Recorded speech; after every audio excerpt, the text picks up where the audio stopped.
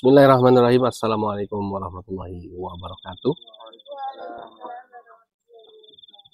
Alhamdulillahilladzi hadana li hadza wa ma kunna linahtadiya laula an hadanallah. Asyhadu an la ilaha illallah wahdahu la syarikalah wa asyhadu anna Muhammadan abduhu wa rasuluhu la nabiyya ba'da. Allahumma shalli wa sallim wa barik ala sayyidina Muhammadin wa ala alihi wa sahbihi ajma'in. Amma ba'du fa ya ibadallah, usikum wa nafsi wa iyaya bitaqwallah, faqad fazal muttaqun. Faqala Allah ta'ala rabbi a'udzubika min hamazati syayatin wa a'udzubika rabbi ayyahdurun. Shadaqallahul adzim. Masyiral muslimin wa zumratal mu'minin rahimakumullah, ikhwafillah yang dimuliakan Allah Subhanahu wa taala. Pertama-tama kita panjatkan puja dan puji syukur kehadirat Allah Subhanahu wa taala atas limpah nikmat yang telah Allah berikan pada kita, sehingga pada malam hari ini kita masih bisa berkumpul, bertemu kembali dalam keadaan sehat walafiat, tidak kurang satu apapun.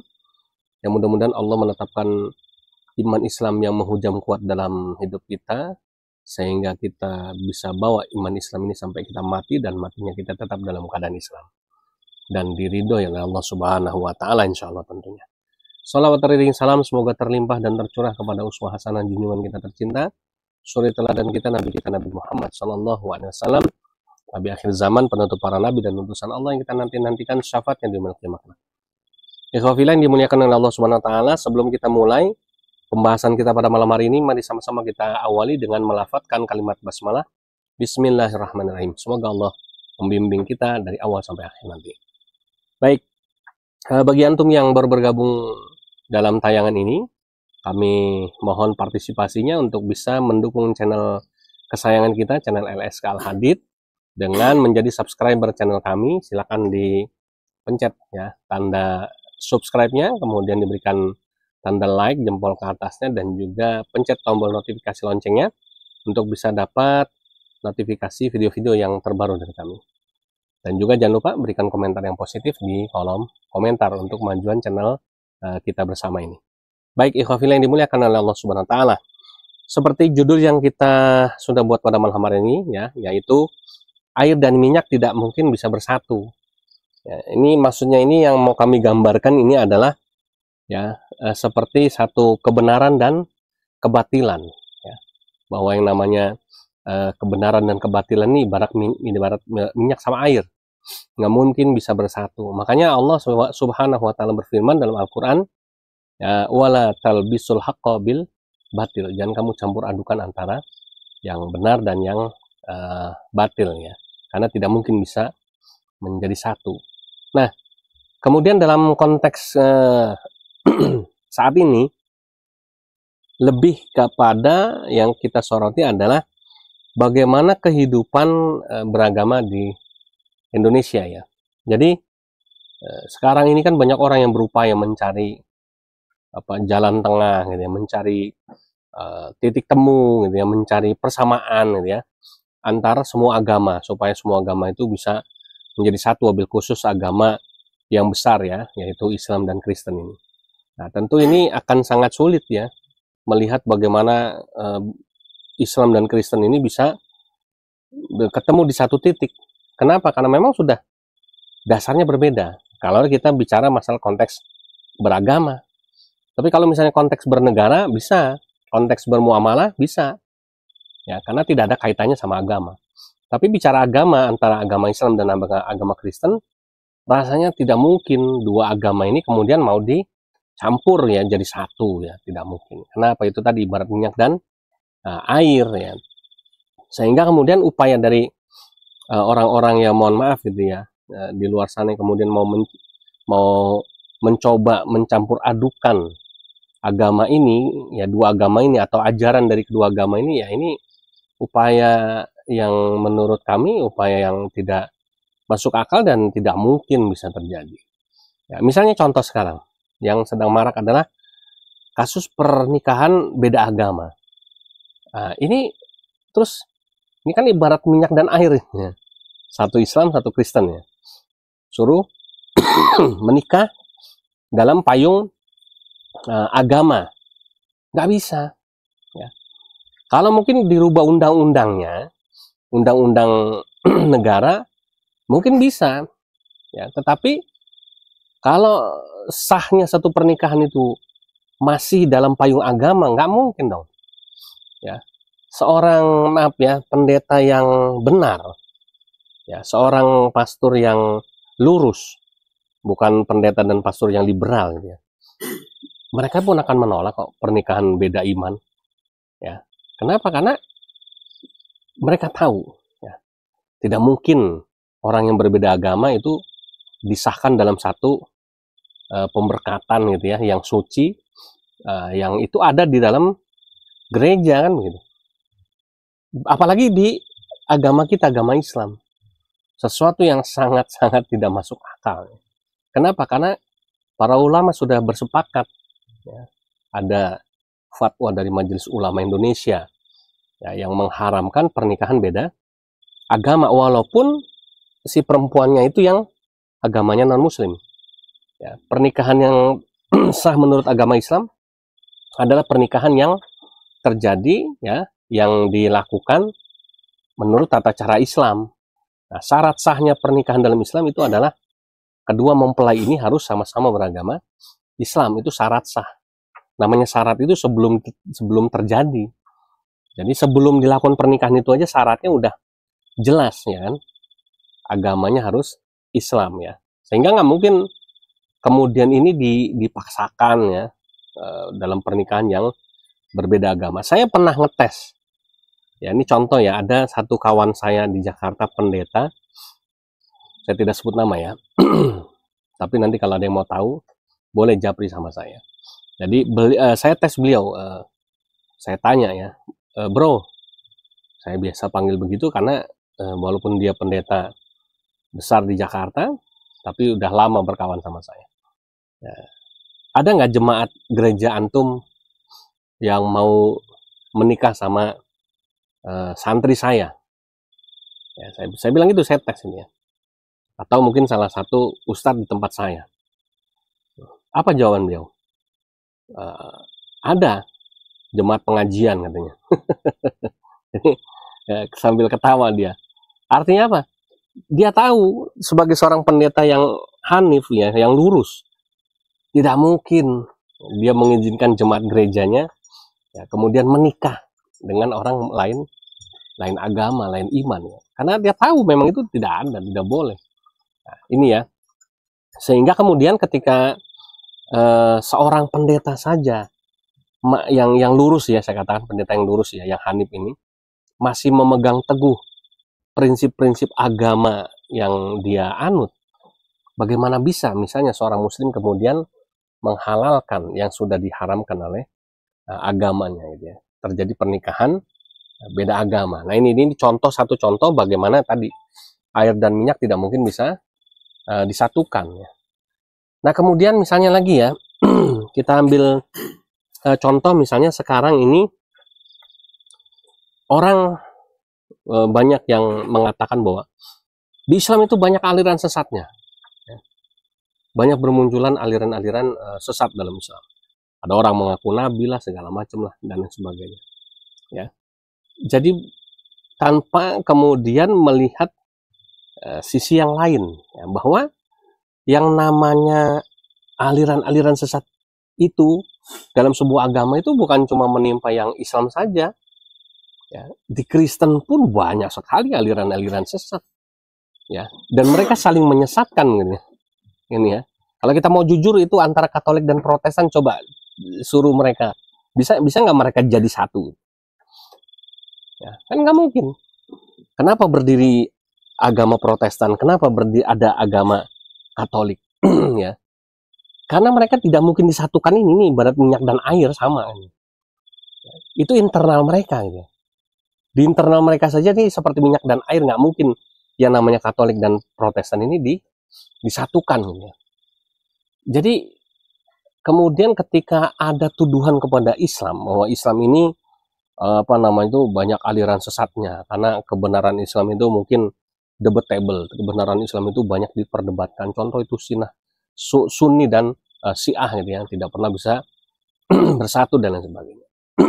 Maka jawabannya, ya, tidak fair kalau kemudian tuduhan itu hanya dialamatkan kepada yang Islam saja. Kenapa? Karena memang dalam sebuah agama itu sudah pasti ada yang namanya penyesat-penyesat itu ya, nabi-nabi palsu dan lain sebagainya. Kalau bicara masalah nabi palsu di Islam ya, itu misalnya contoh ada Ahmad Musadek ya dulu yang ngaku nabi, ada Lia Eden misalnya. Kemudian mungkin belakangan ini yang muncul lagi nabi ya di Kristen juga banyak juga nabi-nabi palsu gitu ya. Bahkan kita di LSK pernah dialog langsung ya sama seorang apologet Kristen yang mengaku diangkat jadi nabi. Bahkan dia mengatakan pada kami ya, ada yang namanya prophet gathering gitu ya. Ada yang namanya perkumpulan para nabi Kristen. Ya, baik skala nasional maupun internasional. Namun ketika kami ajukan tantangan, ya mau nggak nabi-nabi Kristen itu berkumpul di satu tempat ya kan? Kemudian mereka mengikrarkan diri bahwa benar mereka ini adalah nabi ya kan, yang diutus oleh Tuhan ya, dan mereka ini adalah nabi Kristen. Kemudian akhirnya tantangan kami ini yang menjadi bias gitu. Kenapa? Ya karena nggak pernah ditanggapi. Ya. Kemudian ya akhirnya ketika kami minta mana nabi-nabi yang lain, ya alamatnya, nomor teleponnya biar kami hubungin, ya, tidak ada juga dikasih dia. Nah ini contoh gitu ya, bahwa ternyata bukan Islam aja. Ya, jadi sekali lagi kita ingin kehidupan beragama di Indonesia ini kemudian jangan sampai itu tadi ya diibaratkan seperti minyak dan air ini. Ya. Bahwa kalau kita bicara masalah esensi agama, ya tetap toleransi ini yang menjadi payungnya. Toleransi itu apa sih? Toleransi itu kan membiarkan orang lain mengimani keyakinannya, kepercayaan, dan menjalankan kewajibannya menurut agamanya masing-masing. Tanpa mencampur adukan agama orang lain. Kalau bahasa di Islamnya ya lakum dinukum waliyadin tadi. Ya, ayat lakum dinukum waliyadin ini ya kan tidak akan menjadi minyak dan air. Kenapa? Karena sesuai dengan masing-masing tempatnya. Air ada tempatnya sendiri, minyak ada tempatnya sendiri. Semuanya bermanfaat di posisinya masing-masing. Mungkin orang Kristen ya kan dimuliakan oleh umatnya, ya silakan saja. Yang Islam juga dimuliakan oleh umat, silakan saja. Tapi tidak perlu kemudian saling menyerang sesuatu yang serangan itu bukan serangan yang sifatnya itu membangun. Serangan itu bukan serangan yang sifatnya itu kemudian bisa mengarah kepada perdebatan yang edukatif gitu. Perdebatan yang kemudian ilmiah, perdebatan yang ada nilai-nilai pembelajarannya, tapi perdebatan yang cuma mengarah kepada tuduhan-tuduhan, sinisme atau Islamofobia. Nah ini ya, oleh karenanya kita berharap ya dengan sungguh-sungguh bahwa kedua agama ini di Indonesia khususnya bisa berjalan seperti rel kereta api. Ya, rel kereta api ini kan nggak mungkin dijadiin satu jadi monorel ya. Rel kereta api ada dua, ada kanan dan kiri. Tapi kan dia bisa mengangkut gerbong yang besar gitu ya, yang panjang, dan ada satu tujuan bersama ya. Tujuan bersama ini menciptakan Indonesia yang damai kan, tanpa harus kemudian menyerang sana menyerang sini tanpa ada konstruksi pemikiran yang diperbolehkan, yaitu dalam forum debatnya, debat yang akademis, debat yang ilmiah, debat yang memang dikhususkan untuk bisa saling berargumentasi ya. Itu ya, oleh karenanya ikhwah fillah yang dimuliakan oleh Allah Subhanahu wa taala, mari sama-sama untuk kaum muslimin khususnya kita berpikir yang lebih ya, mendalam tentang agama kita, sehingga kemudian jangan sampai paradigma berpikir seorang muslim itu dengan mudah digiring ya kemudian ke arah pendangkalan akidah. Ya, kan rumor-rumor seperti yang tadi kita ceritakan ini kan konstruksinya sudah jelas, arahnya adalah untuk pendangkalan akidah. Bagaimana seorang muslim kemudian, iya ya, ini fatwa MUI salah ini. Ya, gara-gara fatwa MUI tentang haramnya pernikahan beda agama gitu ya. Kemudian akhirnya menghambat kemajuan Indonesia. Dia tuh Singapura maju, Australia maju. Kenapa? Mereka bebas, boleh-boleh aja, mau Islam, mau Kristen, mau Hindu, Buddha. agama itu tidak ada masalah lagi. Di Kanada lihat, ya, orang tidak lagi memikirkan agama, ya jelas karena mereka agnostik semua. Ya, agnostik itu ya masih percaya sama Tuhan, tapi mereka tidak mau beragama. Agama itu dibuang, agama itu menjadi tidak penting. Yang penting percaya sama Tuhan, nggak tahu Tuhannya siapa. Ini kan sebetulnya bukan seperti itu yang kita inginkan. Kita ingin kehidupan beragama kita di Indonesia ini ya dari awal bangsa kita berdiri ini ya bisa berjalan sesuai dengan koridornya masing-masing ya. Sehingga kemudian marilah yang Kristen silahkan ya, kalau misalnya mau menikah ya sesama, ya seiman ya. Ya misalnya punya jodoh, punya calon yang Muslim, ya harus memutuskan apakah yang Kristen ikut jadi Islam atau yang Islam ikut jadi Kristen. Jangan kemudian masing-masing beda. Kalau sekarang bayangin, kalau misalnya tetap yang Islam tetap Islam, yang Kristen tetap Kristen, ini kawinnya gimana caranya nikahnya? Kan gitu. Oh, kalau di gereja bisa ya, itu di gereja. Ya. Tadi ya, karena udah banyak pendeta-pendeta yang sudah terkena pengaruh liberalisme. Tapi untuk pendeta-pendeta yang masih lurus, yang masih hanif tadi, nggak mau mereka menikahkan jemaatnya yang beda agama, harus seiman. Gitu ya. Nah, kemudian misalnya ya, satu Islam, satu Kristen. Entah yang cowoknya, entah yang ceweknya gitu ya. Taruhlah misalnya cowoknya Islam, yang ceweknya Kristen. Dibawa ke gereja pemberkatan. Nah, terus yang Islam bukan perkara menikahnya saja. Berarti dia ikut pemberkatan, itu kan salah satu ibadat. Ya kan, dalam agama Kristen, sakral. Berarti dia yang Islam ini melakukan suatu syirik yang besar. Kenapa? Karena dia ikut ibadat agama lain kan begitu. Dia disumpah di situ untuk menikah dalam satu tali ikatan pernikahan, diberkati ya oleh pemuka agama Kristen ya, oleh pendeta, di bawah sumpah dalam nama Tuhan mereka, di bawah kitab sucinya mereka. Rusak ini akidah seperti ini. Terus jadi sah, nggak apa-apa kok tetap jadi Islam. Ya, kalau bahasanya wong Jawa, gundulmu kan begini. Sah dari mana kan begitu. Ya, tapi oke lah, itu versi gereja silahkan begitu. Tapi kalau versinya yang Muslim, gimana seperti ini? Kemudian kalau misalnya Muslim, enggak, saya nggak mau ikut di gereja karena saya kan tetap jadi Islam. Ya kan? Ya, terus emang si perempuannya mau kawin sama patung nih? Ya, cuma sendirian, nggak ada mempelai laki-lakinya, kan begitu. Ya. Oke, ditarik ke yang Islam di KUA, ya kan? Jadi udah selesai pernikahan di gereja, ikut pernikahan di KUA. Mana ada di KUA itu? KUA itu kan hanya menikahkan yang sama-sama Muslim. Emangnya boleh yang namanya mempelainya Kristen, yang laki-lakinya Muslim dinikahin di gereja, dinikahin di KUA? Oke, misalnya skenario-nya yang Kristen pura-pura lah, cuma syahadat doang, syarat sah nikah. Berarti kan ini penipuan, ya. Dan dia sudah menipu, bukan cuma menipu si suaminya yang Muslim dan keluarganya, bukan cuma menipu penghulu, tapi dia menipu Tuhan dengan kepura-puraan. Berarti dia disumpah, ya, disuruh bersaksi bersyahadat, ya. Karena apa? Karena cuma sekedar mengharapkan sahnya pernikahan, bukan dari hati. Ini sama aja tidak sah. Emang Tuhan bisa dibohongin, bisa direkayasa begitu? Iya, ini tadi seperti minyak dan air. Nggak mungkin ini orang mau nekat mau membolehkan pernikahan campur nih, kawin beda agama. Ya, karena apa? Itu tadi menimbulkan kebingungan, ya kan? Dan ini menjadi guyonan akhirnya kan itu ya. Masa mau nikah beda agama, satu tetap Islam, satu tetap Kristen. Caranya gimana pertanyaannya? Cara sahnya nikah gimana? Ya, kecuali besok Menteri Agama betul-betul mensahkan bahwa KUA itu tidak hanya boleh menikahkan pasangan yang Muslim, tidak hanya menikahkan yang Muslim saja, tapi juga boleh menikahkan pasangan yang bukan Muslim. Nah, ya kalau itu terjadi beneran diketok palu undang-undangnya, ya nggak tahu ya.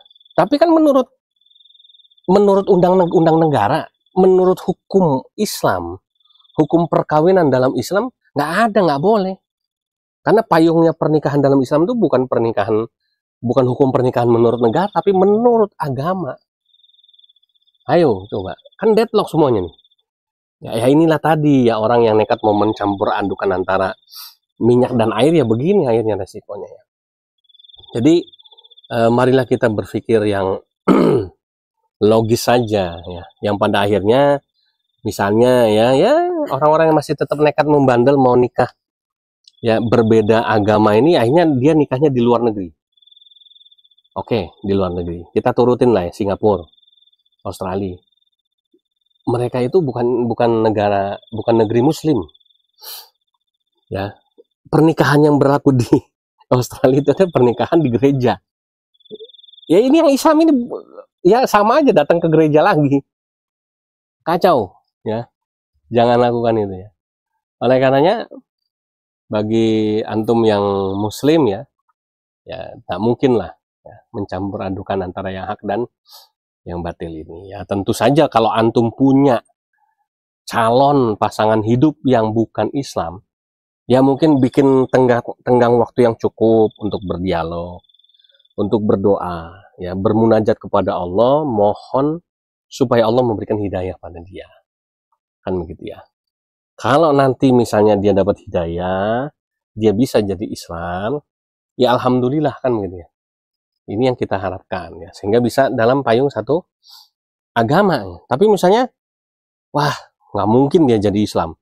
Ya pokoknya ini ya berat. Tidak mungkin, keluarganya nggak mungkin setuju, bapaknya pendeta misalnya. Ya terus antum yang mau ya kemudian demi cinta, demi wanita, kemudian menjual agama, kan gitu ya, ikut dia ya yang bukan Islam. Ya mungkin ya itu keputusan sesaat, kelihatannya enak ya, tapi tentunya akan menjadi penyesalan ya. Di satu hari, di kemudian hari ini akan menjadi penyesalan yang tidak mungkin bisa dikembalikan lagi ya. Kenapa? Karena memang iman Islam kita ini tidak kita terima gratis begitu saja ya, bukan karena keturunan, tapi karena memang Allah memilih kita menjadi muslim. Itu adalah satu kehormatan, itu adalah satu kebanggaan yang harusnya jangan kita tukar ya dengan wanita, kita tukar dengan dunia dan sebagainya. Itu ikhwafillah ya. Oleh karenanya kami mengharapkan mari sama-sama kita jaga marwah agama kita, jaga marwah diri kita sebagai seorang muslim, sebagai muslimah.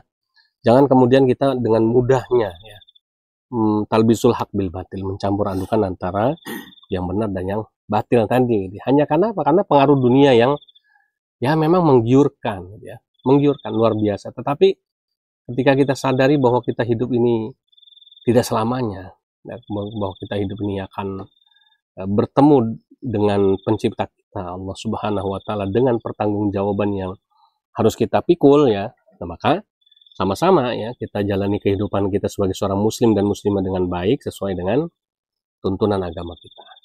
Demikian barangkali ya topik ringan yang kita bisa angkat, karena memang banyak sekali masukan ya bagaimana tentang ini tadi ya, pernikahan beda agama, bagaimana dengan tuduhan-tudingan bahwa di Islam itu banyak aliran sesat, banyak nabi palsu dan sebagainya ya, bahwa kesimpulannya adalah itu adalah bagian daripada Islamophobia gitu ya, dan itu tidak fair. Kenapa? Karena masalah aliran sesat itu bukan cuma menimpa di Islam ya kan, di semua agama ada, termasuk di Kristen.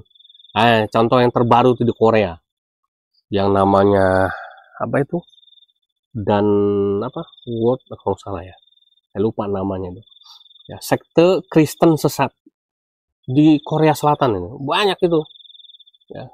Dia masuk ke dalam aliran musik-musik K-pop, musik-musik terkenal. Banyak artis-artis Korea Selatan yang ternyata ikut terjerumus ke dalam apa namanya itu aliran Kristen sesat itu ya. Dan itu diakui oleh para uskup ya, Katolik, pendeta-pendeta Kristen yang ada di Korea Selatan ya. Itu contoh yang terbaru ya.